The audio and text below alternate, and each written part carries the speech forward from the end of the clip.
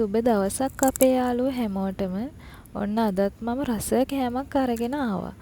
හැමදාම හදන අලබතල චිප්ස් වෙනුවට අද අපි හදන්න යන්නේ ගෙදරදීම හරිම ලේසියෙන් හදාගන්න පුළුවන් කරස් ගාලා හැපෙන ආලු කෙසෙල් චිප්ස්. හදන්න යන්නේ හරිම පුංචි වෙලාවයි. වීඩියෝ එක අන්තිම වෙනකම් බලන්නකෝ.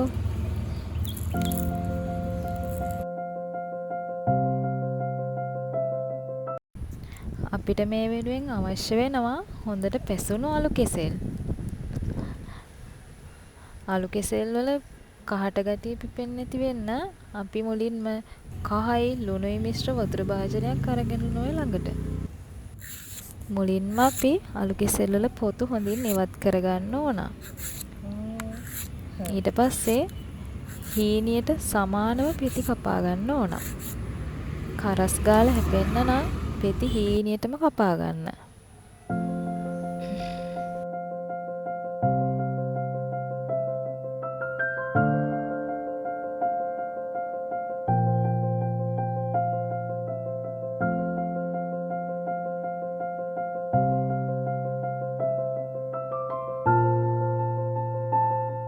දැන් අපි කපාගත්ත පෙති ටික ලුණු සහ කහ මිශ්‍ර වතුරයකට දමා ගන්න ඕන. මේන් කහට ගතිය නැති වෙලා ලස්සන පාටක් වගේම ලුණු රසක් චිප්ස් වලට එකතු වෙනවා. දැන් හොඳින් පෙරාගත්ත ආලු කෙසෙල් පෙති ටික හොඳින් රත් වෙන පෙරට දාලා මධ්‍යම ප්‍රමාණයේ ගින්දරේ බෙද ගන්න. මෙන්න බලන්නකෝ. දැන් අපේ චිප්ස් ටික රත්තරන් පාටට හොඳට කරස් ගාලා හැපෙන විදියට එවිත් තියෙන්නේ.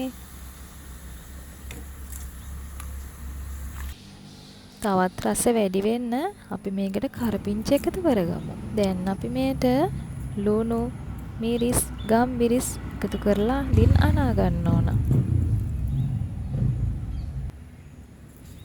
මේ චිප්ස් එක හරිම රසයි. ඔයාලත් අනිවාර්යෙන් හදලා බලන්න.